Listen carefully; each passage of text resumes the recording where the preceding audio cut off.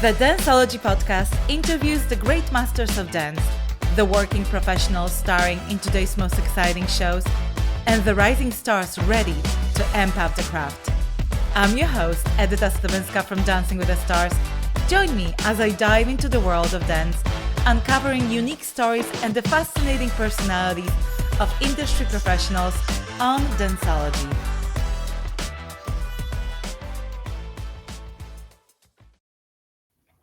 Skylar Brandt, thank you so much for coming to On Danceology. Thank you so much for dedicating your very precious time. And I know today is your only day off. And I'm very grateful that you're spending some portion of it with me. But what is it that you normally do on a day off? Oh no, first of all, the pleasure's all mine. Thank you so much for having me on the show. And actually, yes, this is a day off for me, but it's really a day on. The way I design my Mondays is very involved actually. So today, for example, I started by teaching a private lesson to one of my regular students at 9:30 in the morning. I'm mostly just impressed by her taking a ballet class at 9:30 in the morning, which is very hard to do. So I'm like, if she's gonna show up, then I have to show up. She's the one working really hard. And then from there, I go to Pilates and I work with my Pilates teacher for an hour. And then I went down to ABT and I warmed myself up for an hour, had an hour and a half private lesson, got in the cab, got on another meeting at like 3:15, and now we get to speak. And so this is like the perfect way to end the day, honestly. Okay, so wait a second. My vision of your day off, because I know how hard you work, and we'll talk about it a little bit later, was you on the couch doing nothing. Yes, And you are right. That would be a day, that would be like a Sunday for me, actually. So I do really value time off, real time off, and I love to be a couch potato. I definitely am like feet up, recovering, eating, watching my favorite junk TV shows. So I do that, but it would be like on a Sunday afternoon as opposed to Monday. I'm like, okay, I should start my week even before my week at ABT starts. so do you get to do that every Sunday, or this is just every once in a while when you are not performing in a theater? Yeah, Sundays, sometimes I still do work on Sundays. I'll either teach lessons or, it's funny, Sundays are like, even though I'm off physically, I'm responding to emails or doing contracts or phone calls, things like that, where it's still work. And sometimes it's like the more tedious work that feels more difficult. And I tend to procrastinate that kind of work. For me, it's easier to like show up in the studio and dance, as Mhm. I'm sure you can relate to. It's Yeah, just that's like, what we do. Yeah. it's what we do. It's enjoyable. It's pleasurable. And Sundays is kind of like, ooh, the busy work stuff that I need to like, where I'm like, okay, I should address the things I need to address that I've been putting off all week. But you know what? Still, your day off seems pretty intense physically, teaching and taking a Pilates class. It's not really what people would normally regard to as a day off. So tell me, give our listeners a sense of how hard do you work? How much do you train on a regular basis? How many hours a day? Is it mostly dancing? Do you do other things?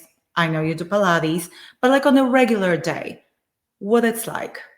Yeah, so I think the reason that I work so hard on, let's say, a day off like a Monday is because it's really the only day that I can plan ahead for. So, at American Ballet Theater, we get our schedule only like a day and a half in advance. So it makes it very difficult to schedule appointments or other things that I might want to do. It just is like more unpredictable. And so my day at ABT typically, depending on the season, depending on which ballets we might be rehearsing at any given moment, um, we start class at 10 a.m. and then we can be rehearsing until 6:30 in the evening. So that would Mm. be a regular rehearsal week. Then when you add in performances, start at maybe 10 a.m. or 10:30, rehearse until about 5:15 ish, and then you really start to get ready for your night, which includes maybe eating a quick dinner, putting your makeup on, rewarming up, hair, costume, performance. Curtain comes down maybe around 10:30 or 11 o'clock at night, again depending on which ballet you're performing, and then I feel like my night can start can start then. I usually have enough adrenaline that I go home, and even if I'm physically tired or emotionally tired from performing, I need maybe just as many hours to decompress. So I Mhm. like to go home and shower and then sit on the couch and like do normal person stuff for hours and hours. Sometimes I don't go to bed until, 1, 2 o'clock in the morning. Even when I'm exhausted, there's just something in me that makes me stay awake because I'm still like on a high. And that could be after a show of like Swan Lake or Giselle or something where it's again very intense. Um, you would think I would pass out, but I don't. No, I So just completely get regular. it. Yeah. I completely get it. So, how do you ever get enough sleep? And how Yeah. often do you perform in a season? Is it just weekends or every day? So that's a really interesting question. I mean, I'm such a like sleep for me. I know different people need different have different requirements for sleep. I'm definitely a person who loves sleeping. I feel like that's when I recover mentally and physically. And I generally do a pretty good job of getting, like 8 hours a night. Of course, if there's a performance, again, like a Swan Lake, and then I can't fall asleep till like 2, 3 in the morning, then I'm not. But the good news is typically I'm not then performing Swan Lake the next day again. So I Nice. can You can sleep in. I can kind of, yes, or not sleep in, but just like know that if I'm tired the next day, it's fine. I don't need my like perfect energy for anything particularly important the next day, other than maybe rehearsals. But what's interesting about, especially for American Ballet Theater, but for like a principal dancer there, is that we perform max like once or twice a week. And that's because Hmm. there's so many casts of principals. We have such a we have like quite a roster of principal dancers, and not only that, but we have very few shows that we actually don't have that much performance opportunity, which really sucks for us. But it's sort of the it's sort of the nature of especially arts in the United States. It's sort of like, we don't have these super long performance seasons. We have a lot of layoffs. We're not performing year round like, companies in Europe or Hmm. maybe South America or so the performances are far and few between, and then the number of dancers is like greater than the number of shows. So as a result of that, oftentimes you only get maybe one show a year, let's say of Swan Lake, which makes it really Wow. difficult to build on something and feel like you can get better at it because you have like your one shot. You might be like Hmm. super nervous or concerned because you're like, oh my God, I hope it goes well because this is my one shot till next year. And then you're not revisiting the material again until the following year. So it's really challenging for especially for a principal dancer at American Ballet Theater specifically.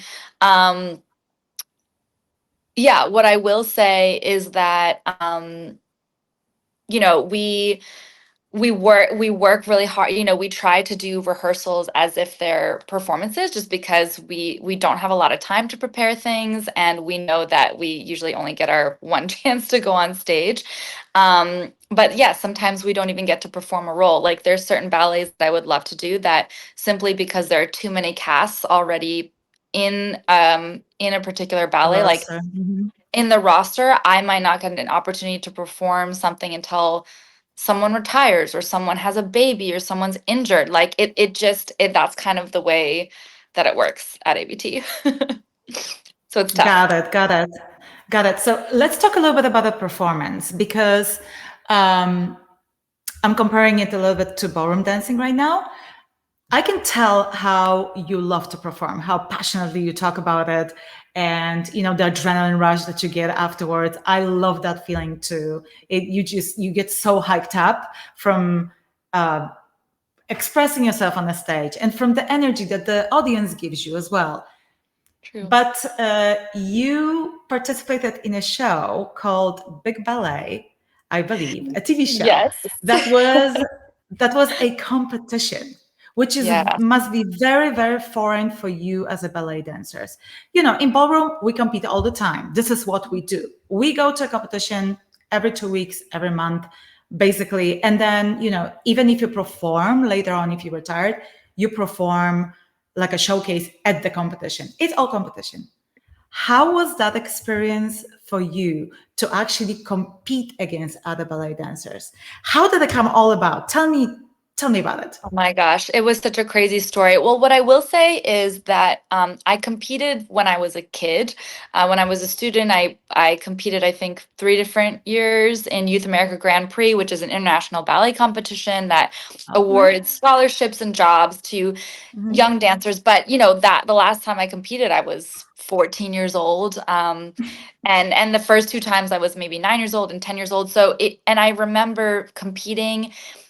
I didn't really enjoy it. It made me a nervous wreck. I just felt like I put so much pressure on myself. So it's not like competition is like a comfortable space for me. And the truth is I feel like a ballroom dancer or like a comp kid who comes from like a comp school where you're doing conventions and things like that Mhm. all the time. Yeah, it's like you're part of your internal rhythm almost, and so it's not. It's like exercising a certain muscle. You're just used to being in a competitive environment. But when I was contacted as already a professional dancer who hadn't competed in years, to appear on Bolshoi Ballet, I was I was so excited because I love Russian ballet. It's like always been, I don't know, it's always been my favorite. I grew up like one of my first teachers, she was Russian dancer and just really exquisite. And that's kind of the foundation of my technique from a little kid. Russian dancers were always my favorite to watch. It spoke to me in a different way than even other interpretations and styles of ballet. Um, so what happened was is I was actually on tour with ABT, and I essentially got a message from this boy who was going to appear on the show, and his partner had gotten injured, and he had been asking around already different other female dancers to come and actually be his non-competing partner on the show. So he didn't actually inform me that I could um, participate as a competitor. He just said, "Can you come and basically be a body for him so that Be a he partner. could still, Mhm. yeah, a partner so he could still compete." And I think because his partner got injured close enough to the show that it left him with very little time to find someone new, and also for that person to prepare, let's say, I don't know, we prepared like 4 or 5 pas de deux, again, to be filmed and broadcast on the Cultura channel, like for millions of people to watch. There was really nobody in the whole world who was crazy enough to say yes, except for me. So, and because I'm just like a yes person, especially at that time in my life, I was like, that sounds scary and amazing and exciting and like 100% I'm going to do it. And I remember I flew from tour. The tour that I was on with ABT was only like a week-long tour. So I had maybe exactly like 6 pairs of underwear, 6 pairs of socks, six Oh leotards, and gosh. 6 tights. I'm like that kind of packer where I'm super efficient. It was in a carry-on. And I was like, well, I'm going first to Paris to meet this guy and try to put together this choreography, and then the following week going to Russia and to film this show. And so I remember, I think my parents ended up meeting me in Russia because I was like, "Oh, I'm here doing this cool thing. You want to come and be tourists with me like half the time?" And so they brought a suitcase full of other clothes, but I was rewashing the same like clothing for, 2 weeks at least. And I remember I like downloaded for the pieces that were already made, like I downloaded from YouTube those uh, that video from those pieces of choreography so that I could like learn it on the flight over so that I wouldn't waste any time Gosh. trying to catch up. But I'm also just kind of crazy in that way, and it was so exciting, but also I was like, "Oh my God, respect this art form so much, and they respect it so much in Russia, that Yeah. I wanted to do the best that I could, because and with no rehearsal time, it's you can there how much can you really do to prepare yourself to Right. be the best you can be. But I was like, I'm just grateful to be here, and I think that I ended up getting a prize, even though I wasn't a competitor, because I think that the jury basically invented one for me, because I actually came, I filled in at the last second. I was there. I was taking in the information. I think they were sympathetic toward my situation, and they wanted to acknowledge me in a more official way. And so that's how I ended up with an unprecedented special jury award that they just invented for me in that particular Love season it. of the show. So they Love were it. very sweet to me. Yeah. So, although you didn't compete, you got to see what competition kind of does to dancers. Do you think that the competitive aspect takes away from dancing or adds to it? How does it affect actually dancers? Yeah, well, what I'll say is I think it has its upsides and its downsides for sure, and especially depending on the age. Like when I was young, I remember one of my mentors, Larissa Saveliev, who actually founded this ballet competition, Youth America Grand Prix, that I competed in.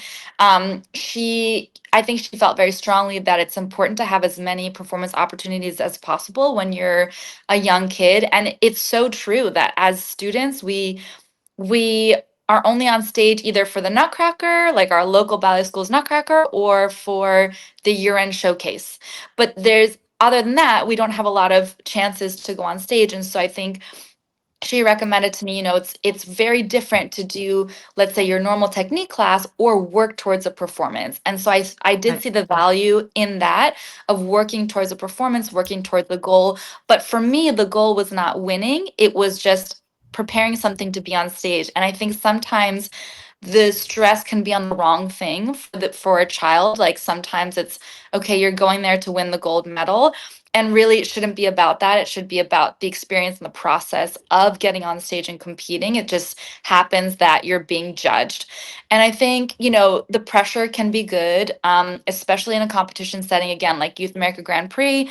um, there you have directors of schools and companies that come from all over the world to look at kids. So it's like being on a world stage. You get to have so much exposure, which is, I think, so invaluable as well. Like maybe a kid from Cuba would never otherwise be viewed by a director from Paris Opera Ballet, and maybe it would never be a connection, because there's no other way for that young Cuban dancer to, like, audition for Paris Opera Right. Ballet, for example. So I do think it's amazing in that regard, and you also get to see what other kids look like, and it is a reality check sometimes for a lot of kids. But I think that's Mhm. important to be able to say, wow, there's a whole world of other dancers out here. It's not just who I see in my class. Maybe I'm at the top of my class at home, but there's so many other better kids. I need to either work harder or Mhm. make a career change, Right. or This is do not I a match. want this? Mhm. Yeah, like I think it has a lot of benefit. When I did do the Russian competition TV show, even though I wasn't competing, it was even great for me to see what else was out there. And I ended up Right. making a lot of friends, sharing a lot of experiences with other dancers who were competing, and those kinds of also meetings and relationships, I think, stay with you for your whole life and your Life. Yeah. career. It's like you make those bonds Mixed with experience. people Mhm. through hardship. It's not hardship, like a real hardship to do a competition, but it's a highly intense environment, and there's a lot of emotion, and a lot can be riding on the outcome of a competition. And so those experiences can also help to bond people. So I think it can be beautiful, as long as the person competing has a good support system and the right information about the process of competing. Yeah, no, I see it as an opportunity for to perform. I never looked at it that way. It's definitely a valuable a valuable experience. You in ballroom competitions, they pack 15, sometimes 20 couples at the same time on the floor, so you get to dance in front of the audience over and over. There are certain disadvantages. I think there are certain things that are that take away from dancing when you compete, because it becomes about winning, right? And then you are compared directly to another person. So it kind of, in my opinion, takes a little bit away from the expression. Competing was never my favorite thing. I felt like I almost became alive or reborn when I discovered performing rather than competing. In ballroom, you start competing, that's all you know. But listen, why do you think ballet is so much more revered in Russia than in the United States? I think it's just a cultural thing. I think in general, arts in the US is just not as valued as it is in other parts of the world, sadly. It's not like there's not a lot of money in arts. People are, we live in a capitalistic society, which I appreciate, and I think it's great. And I do think arts are necessary, but I don't think they're viewed in the same way that like sports are viewed here. I think, Mhm. yeah, people like to see the cutthroat, talk about competition. They like to see a winner and a loser, a drive and and an underdog and this and that.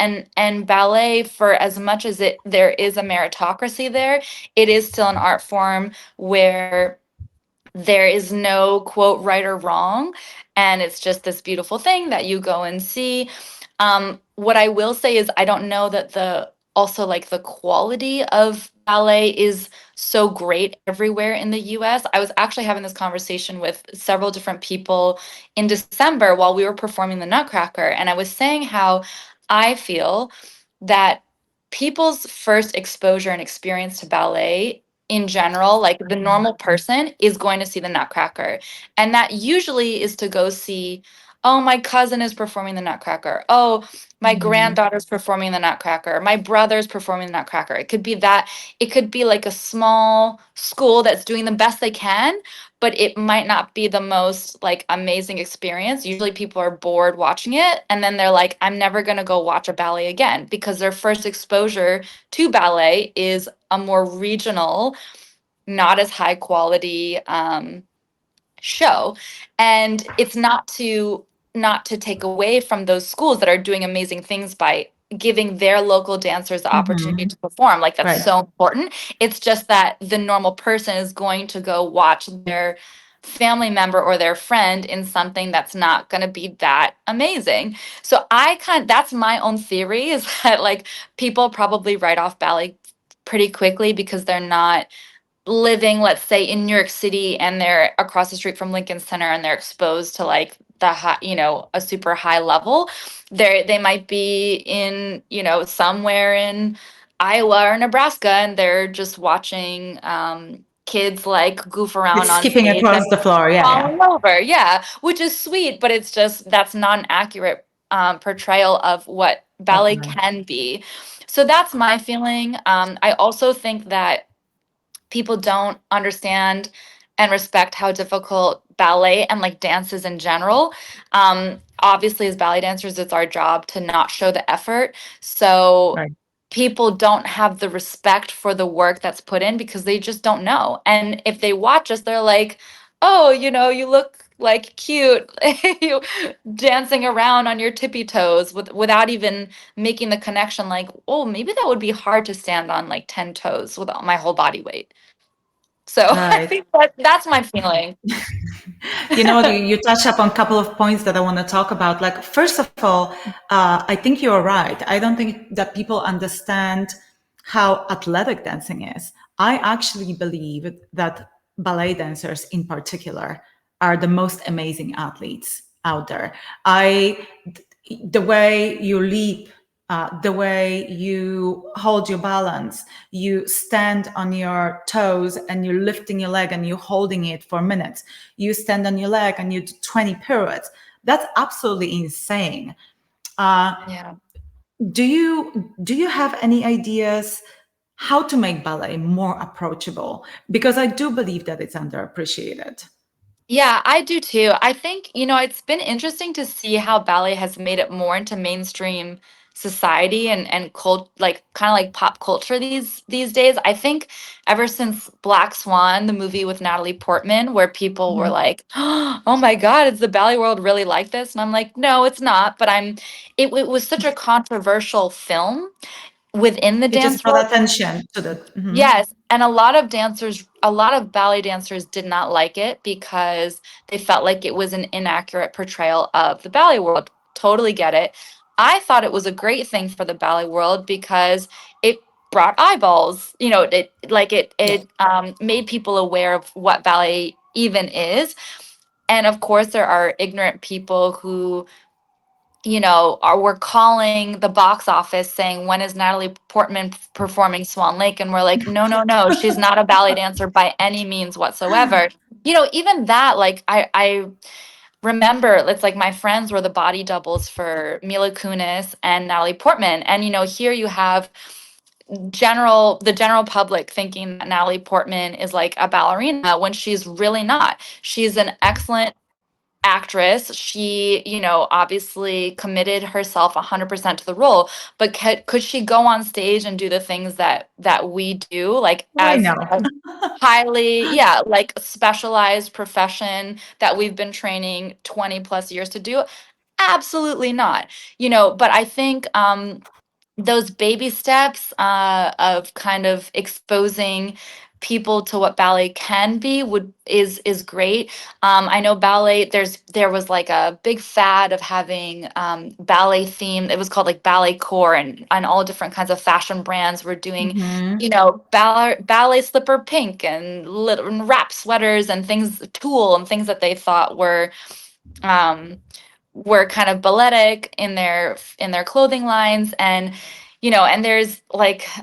there's actually a funny account on Instagram. It's called Models Doing Ballet, I think, and it's a whole Instagram account dedicated to differentiating between those brands that actually hire real dancers for, let's say, their ballet fashion lines to Mhm. represent it, and then the brands that will like throw point shoes onto a model and say, okay, walk down the runway, and you're just like, no, this girl is gonna break her feet, like it's so dangerous. Um so I think that's also kind of becoming more prevalent.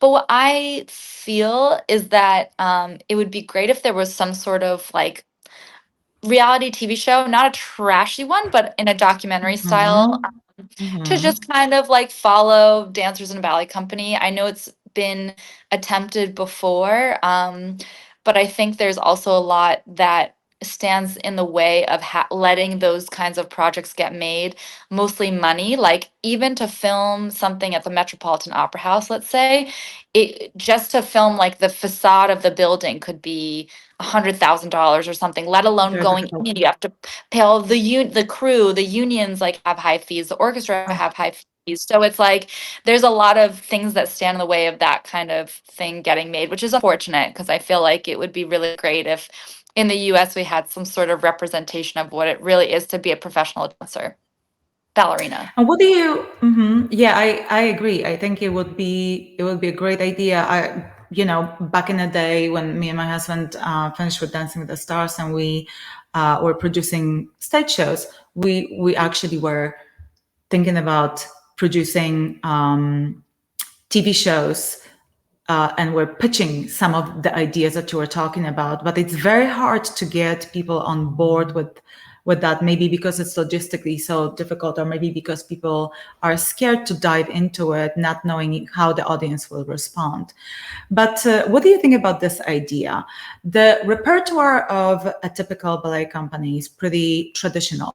We talk about, obviously there are some more contemporary pieces, but it is mostly based on the classics, on the Swan Lake and the Nutcracker and Romeo and Juliet and Giselle.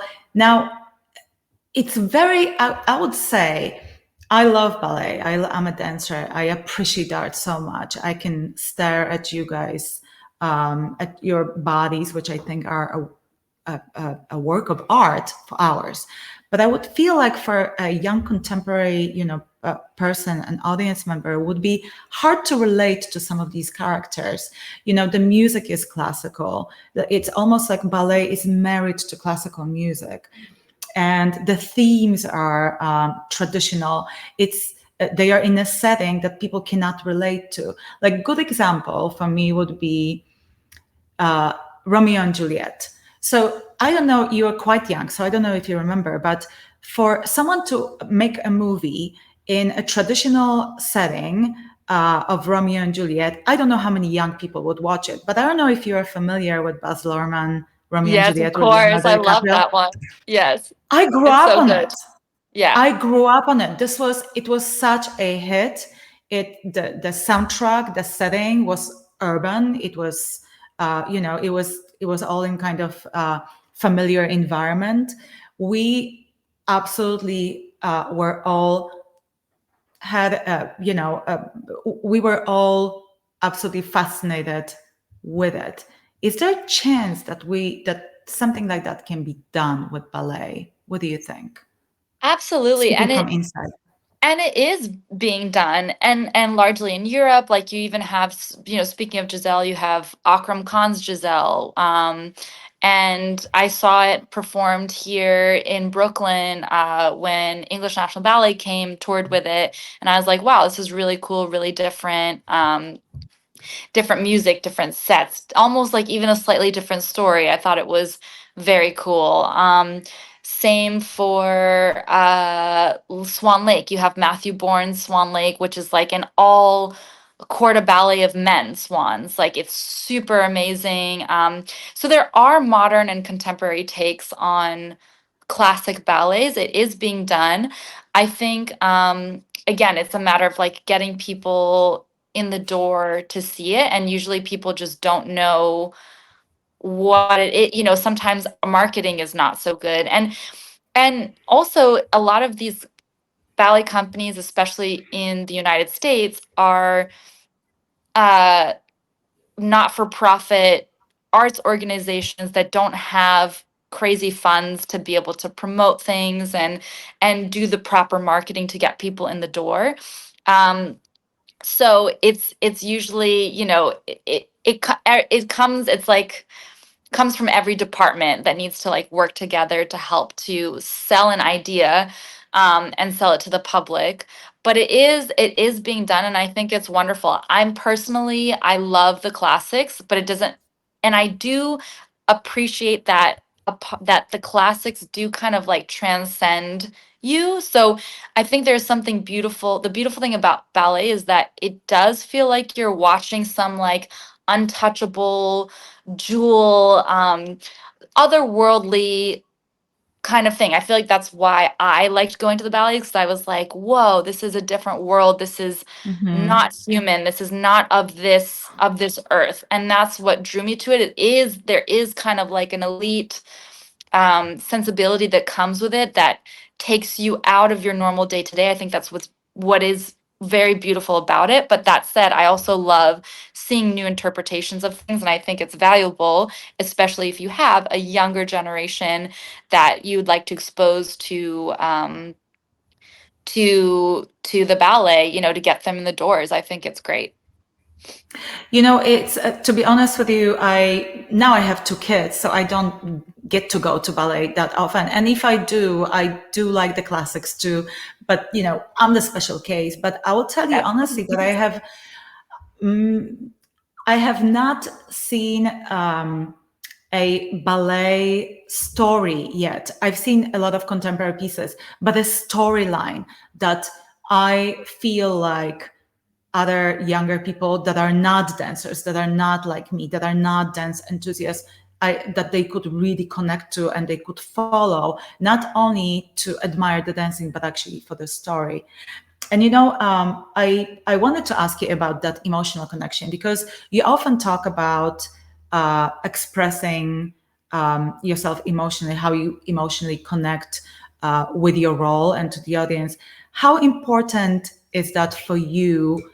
And also, how important is that for you comparing to the technical skills? Yeah. How? Well, Yeah, first of all, I agree with you. I think, I feel like ballet that had, let's say, a ballet that was about, I don't know, we seem to, even when new ballets are being made, it seems to be either like a Shakespeare ballet or Dostoevsky, like ABT, we just choreographed a brand new Crime and Punishment. I don't know how many people have read that book, for example, even though it's a classic, but perhaps, yes, if there was a story about, I don't know, like a closeted gay person for and who was coming out to his family, like something very modern. I could see that really drawing people in. That kind of contemporary modern story of this generation. I think that would. I agree with you there. As far as new stories being told. Um, Relative to, yeah, like artistic slash technical side of Hmm. performing, I do try to achieve both. But I had this, it's like I had this realization not long ago. I feel like in watching so many amazing kids these days with such crazy highly technical skills, it's like now you can see anything on TikTok, Instagram, and people are Yeah, posting amazing. absolutely amazing technical feats. Um, it kind of made me feel more relaxed and take the pressure off myself, because it's like, of course I want to wow people with technical Hmm. prowess, but I'm like, this is so now weirdly commonplace that kids are doing more and more and more. Like it's kind of like watching gymnastics these days. You watch old videos, you Hmm. watch videos now, and people are pushing those athletic boundaries that I'm like, I no matter how many pirouettes I do, still maybe this like 14-year-old kid is gonna go on stage and do Do more more. than that. Yeah, and so like I think I don't need to worry about it anymore. In a weird way, I'm like, instead of me now trying to catch up to that 14-year-old and say like, okay, I better figure out how to do 25 pros on point, which for me, I'm just like, I can't.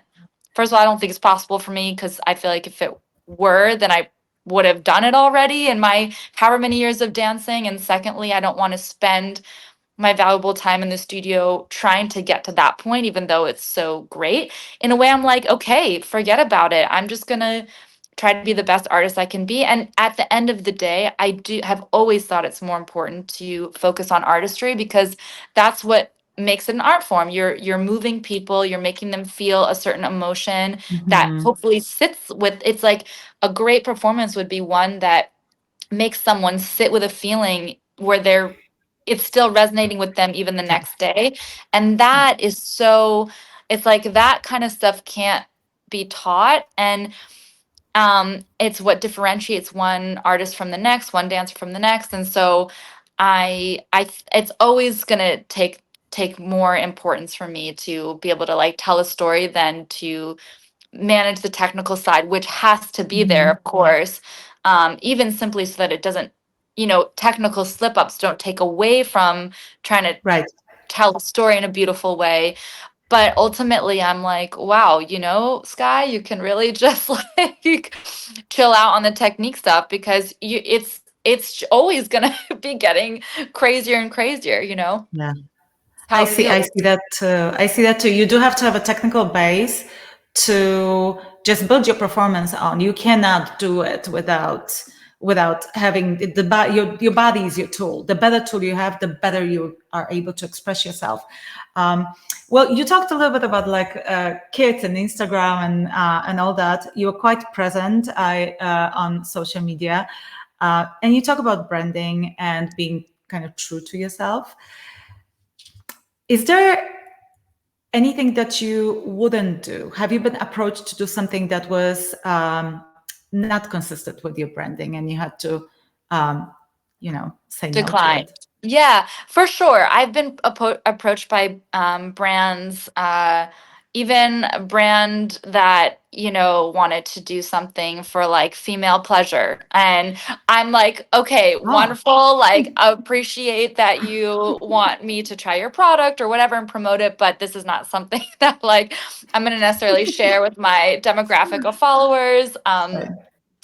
So there are things like that, and also in general, I it's interesting the word branding because I think for me, social media, it's never been, okay, I'm here trying to brand myself. I'm just genuinely sharing aspects of my life, which usually are just rehearsal clips.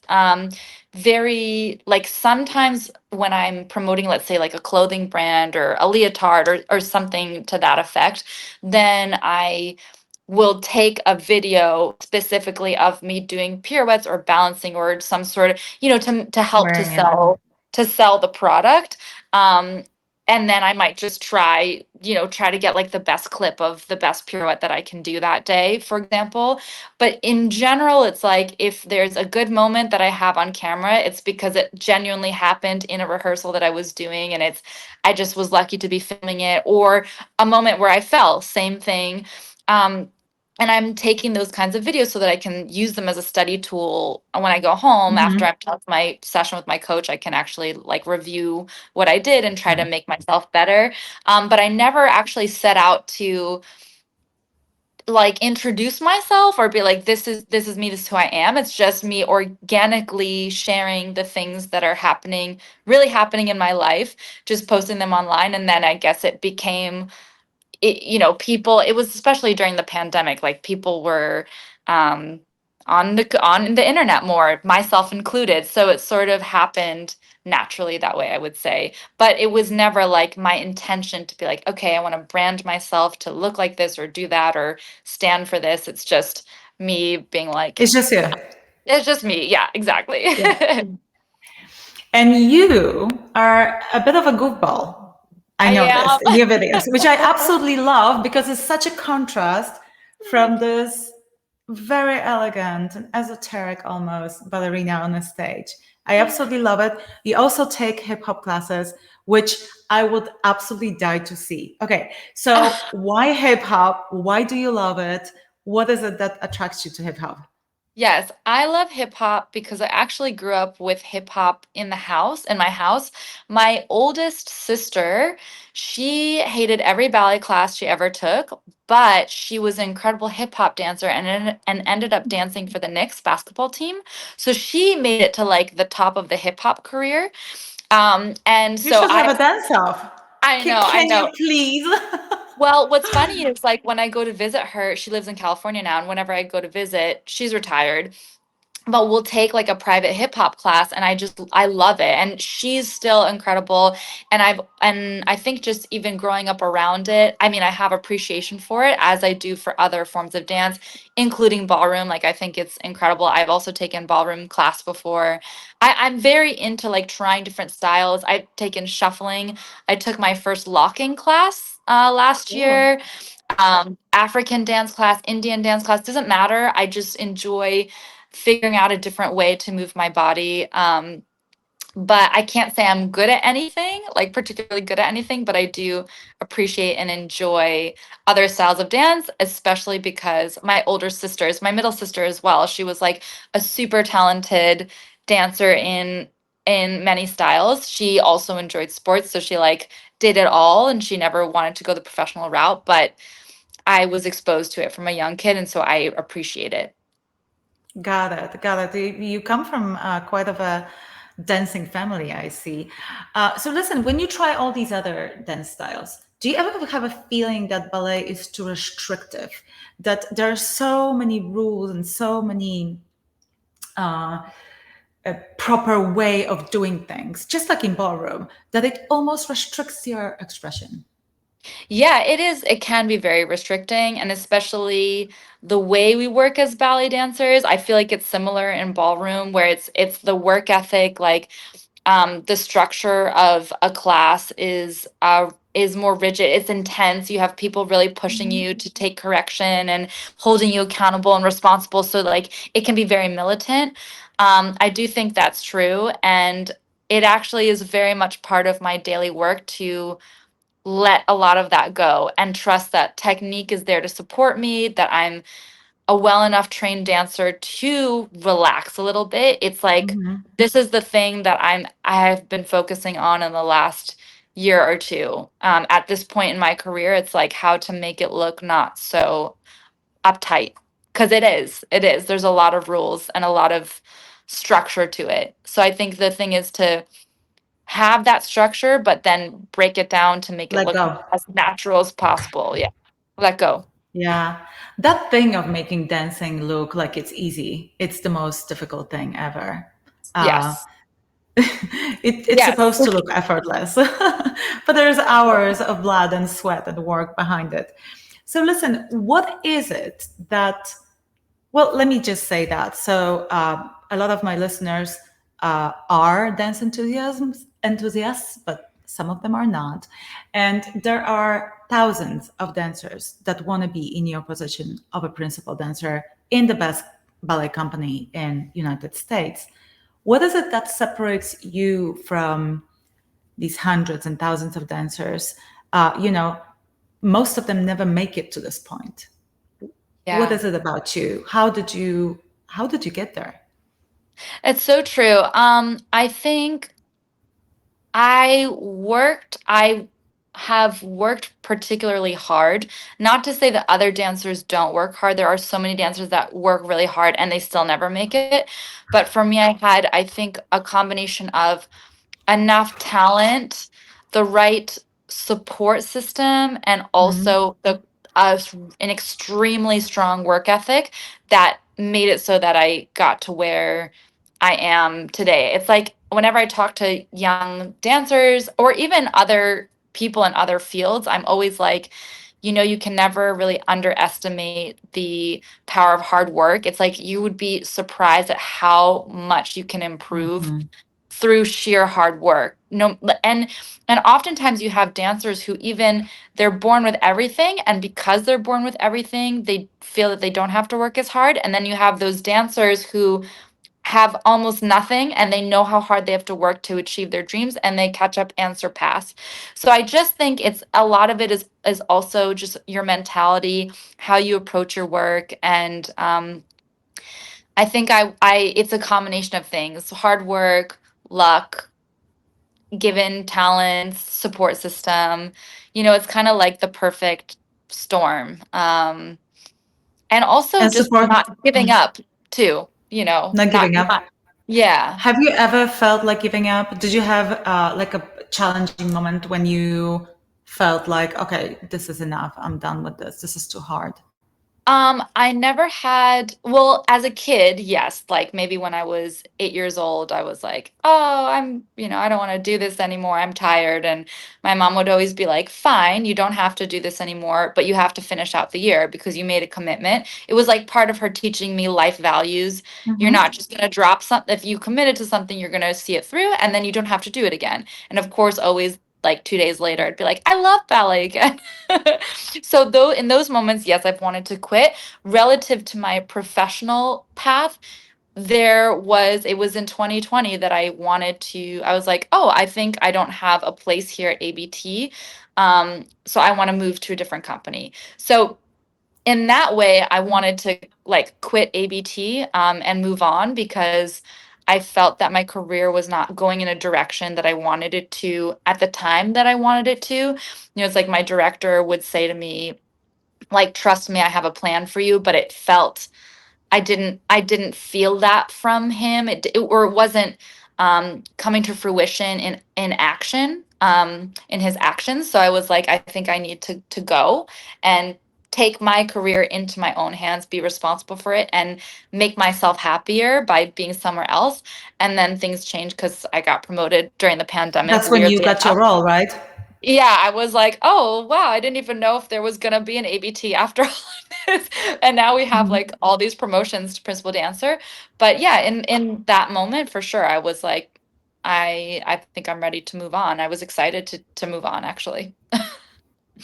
So basically, going back to my previous question, Yeah. you don't think there's anything special about you? Do you think it's the combination of all those things and very, very hard work? Is I that think basically what it is? I think so. I mean, maybe if you Is there asked like a like, one special magical ingredient? No.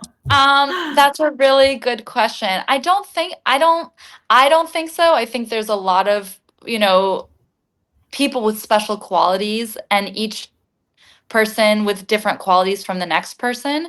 But I think it really is a combination of so many factors like that can make your career happen or not happen. Also, even health. Like I've been, knock on wood, like a pretty healthy dancer. I haven't had any major injuries that set me back. So I mean, again, it's been my journey. And it's also been me like having to advocate for myself because, again, I was not necessarily achieving things at ABT in a super direct way. It was like I was always either filling in for an injury or I was kind of the go-to girl when in an emergency situation. And then Mhm. I had to learn how to speak up for myself and say, hey, like, can I actually do a performance where I'm scheduled for it ahead of time, not just in case somebody gets hurt? So then I also learned how to advocate for myself. And I think that helped me achieve my career goals. So it's like it was so many things, I think. I have two questions coming out of it. First, you Yeah.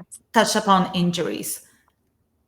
Knock on wood, you've been blessed to be healthy and not injured, at least not in a way that it will stop you from your career. But do you have a backup plan if something like that happens?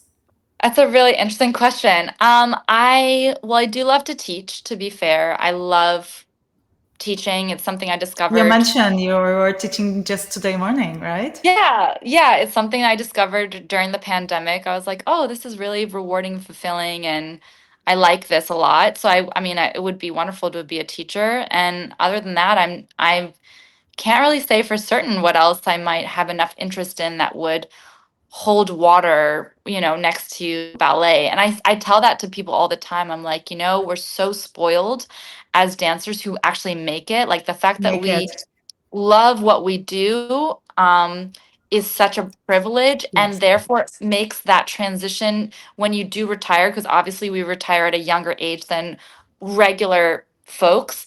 Um, it's like when you say, what are you going to do next? Well, it's so hard to find to find even one thing that you're passionate about that you get to do for work, let alone the next, like the second thing that you love to do that makes work not feel like work. I mean, that's really like, that would be really unusual. So, I can't say I know what else I would love as much as I love being a ballet dancer, other than perhaps teaching and who knows what else. All right. So the future is open and you're just going to go with the flow, explore your options. You mentioned how your mom would sometimes nudge you a little bit to keep going with ballet. And, there's this, I've read one of the interviews that you did previously, and you mentioned how, you know, dancing and training requires a lot of sacrifices, and you missed out on birthday parties and sleepovers. You had to refrain from certain activities that could get you injured, skiing, maybe I don't know what else is there. For me, it was the skiing that I really was regretting I couldn't do. And Yes. this is a recurring theme in for all the dancers, all the athletes that are serious about their craft. Do you have any regrets there that you missed out growing up, or? I don't have any regrets, thankfully. Do I sort of wish that I was a little bit more maybe mentally relaxed about like about what I was doing, perhaps.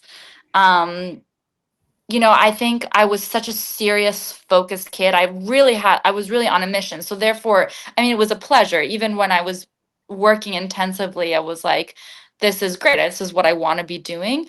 But I do look back and see how, I probably put more pressure on myself than I needed to, because at the end of the day, everything worked out in time.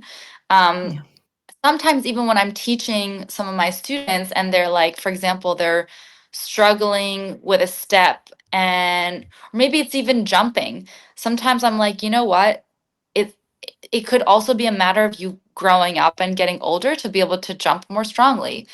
Don't worry about it, and but of course, in the moment when you're 12, 8, 9, 10, 12 years old, you're like, oh my God, I need to jump higher. But it's like, well, you're still 8. So you don't have, you're not maybe going to be jumping like a professional dancer yet because you don't Yeah, have the physical maturity to do so. yeah. So in a way, it's like I could have probably relaxed a little bit more. But ultimately, I mean, that would be me really like struggling to find something that I wish had been different as a kid. I really did have a great childhood and I was doing what I wanted to do, and that was such a gift. Made you happy. Listen, would you, if you had a daughter, Yeah. would you put her in ballet? Would you want her to That's dance? Would you want to yeah. have her to have a career that you had? You know what? I can't say I'd want her to have a career. Because actually, it's like my mom. She never pushed me to dance. She would just if I wanted to quit, like on a Tuesday, she'd be like, okay, you can quit in whatever, May when the school year is over. When you change it, Um, yeah.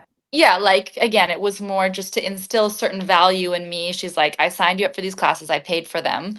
You need to just see your commitment through. I think I it do was more exactly the same thing with my daughter. Exactly that the same thing. that's So, so great. It teaches somebody responsibility. So I appreciated that, but she never was like, you need to be a ballet dancer.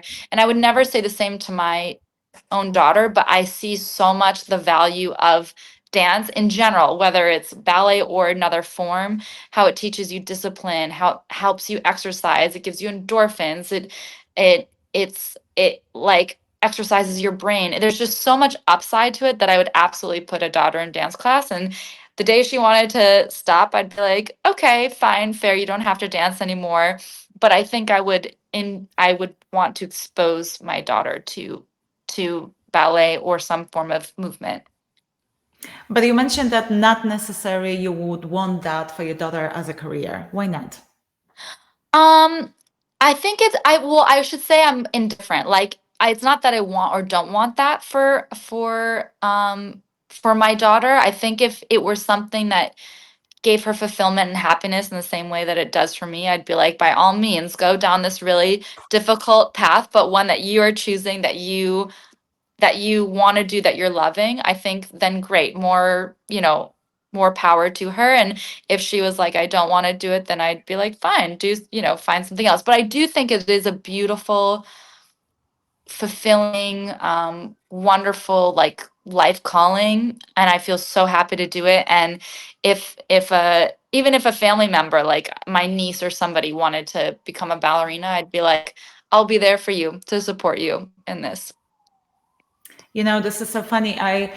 The best quote about doing something like dancing and many other things that I compare to dancing that are really hard and really risky careers, like acting. We only see the stars on the screen that made it, but there are thousands of actors that wait tables in Hollywood and they never make it to a big screen.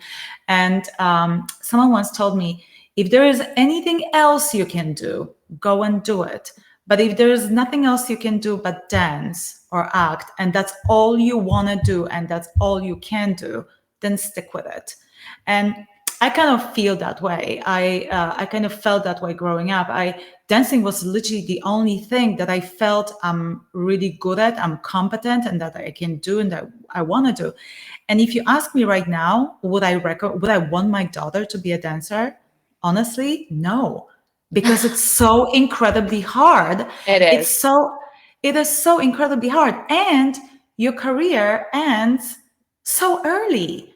Like 35, you are done. And what do you do next? You have to reinvent yourself.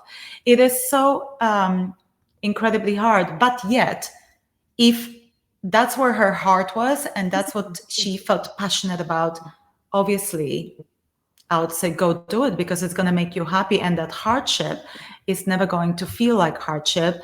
Sure, training is hard. But honestly, I don't feel like I worked a day in my life. I Yeah, really don't, exactly. I Well, had they hard say days, but yes.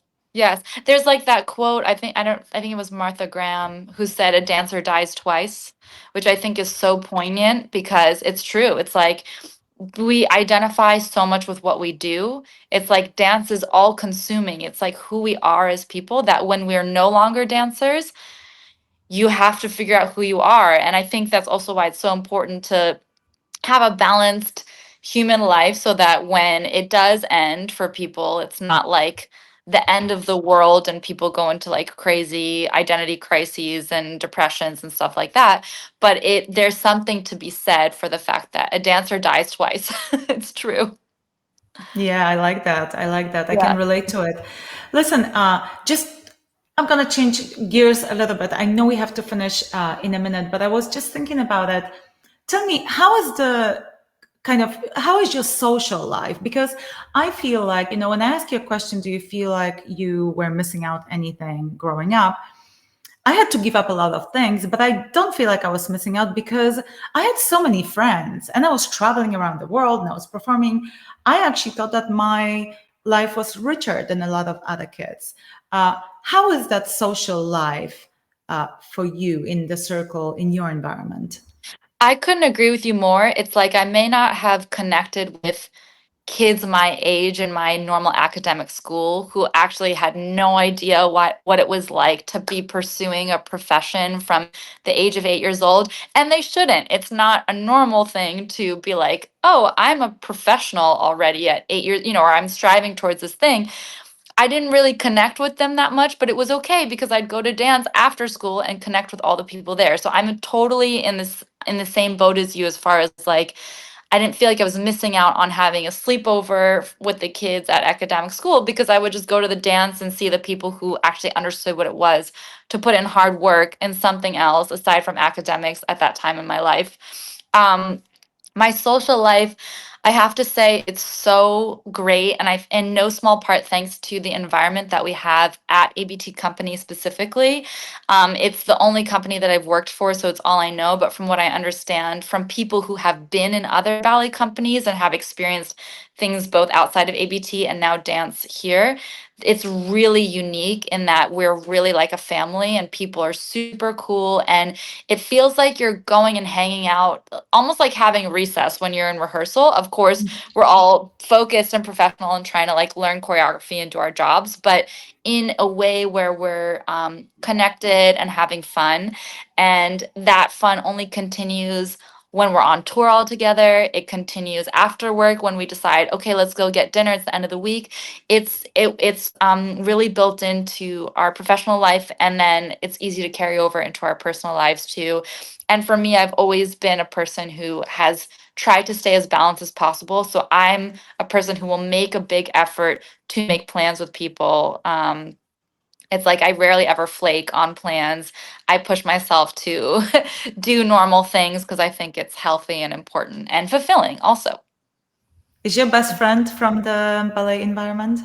You know what? I do have a few different best friends. A lot of them are from dance. Yes, I have some best friends that are not from my ballet world, which I'm also again. I'm like I love that I have friends on the outside of the dance world, and close friends at that. But yeah, the bonding that you have with people who know what it is that you do and do it too is like is there's like this unspoken language there, Of and course, of yeah, of course. course, understanding. Yeah. Yeah, you going through the same thing day after day after day. Listen, what advice would you give to young aspiring dancers? I think again, it would be like hard work and openness. I think it's really easy. There's a lot of sensitivity these days, which I think is great. I think it's great to be aware of everybody's circumstance and what everybody's going through, and to never make assumptions about people and but I also think it's important not to take things personally.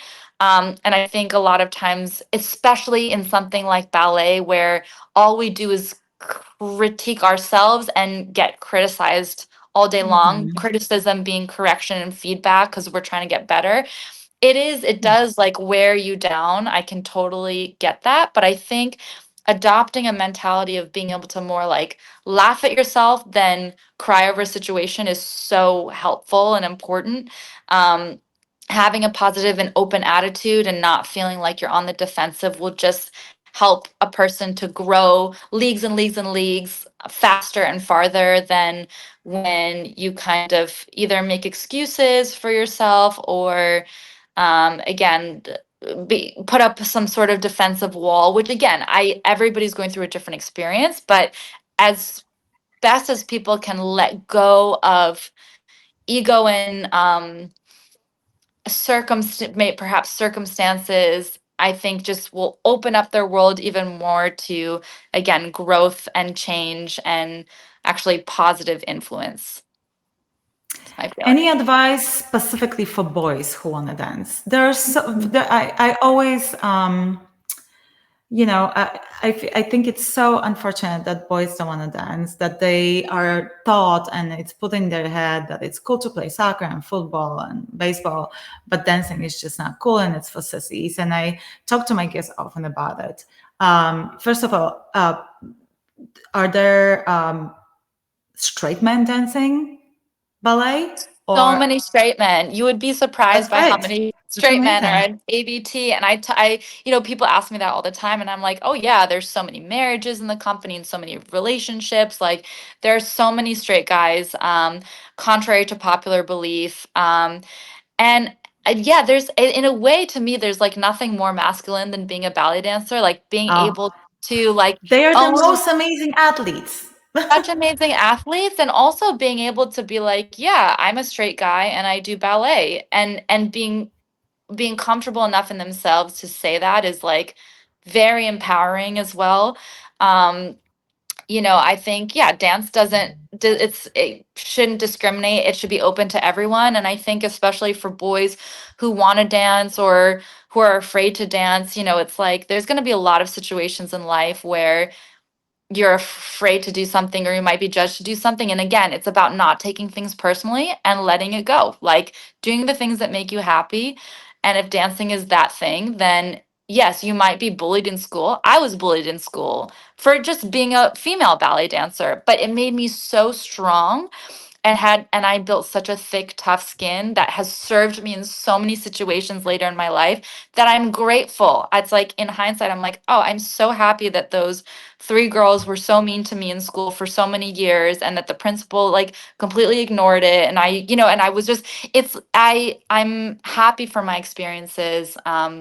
I think for boys as well, it's like because there are so few of them in comparison to female ballet Girls. dancers, they do have a little bit of an easier time. Like usually boys might get an automatic scholarship, for example. But in the same way that I would say to anybody, work hard, I think boys should not rest on the fact that just statistically there are less of them in dance. They should also push themselves to be the best they can be so that when they join the world stage, they're not, just resting on the fact that they are men. I don't know. I feel like boys have not discovered the very simple fact that if you are a dancer, you are going to be in an environment full of most beautiful women, and the ratio is going to be like 100 to 1. You Exactly. know, Well, a my lot of like I've heard my male friends say that. They're like, well, I mean, it was a no-brainer. I'm around girls in leotards and tights, and I'm touching them all in partnering class. Like, it doesn't get better than this. So I think you're right. There's something to be said for the God. fact that maybe it hasn't been fully realized yet.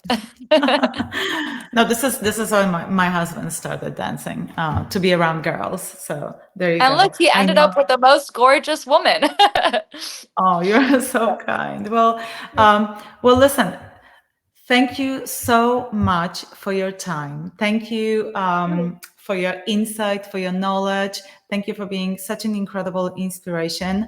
Um, Tell me, what do you have coming up? Is there anything you would like to promote and how we Oh, can find you on social media? yeah, no, thank you. It's been such a pleasure talking to you. You have such wonderful questions and thoughts. I'm glad we had this conversation. Yeah, we will be touring. We're going to the Kennedy Center in DC next week, performing Crime and Punishment, and then we go to Orange County for a premiere for us. It's A Winter's Tale by Christopher Wheeldon.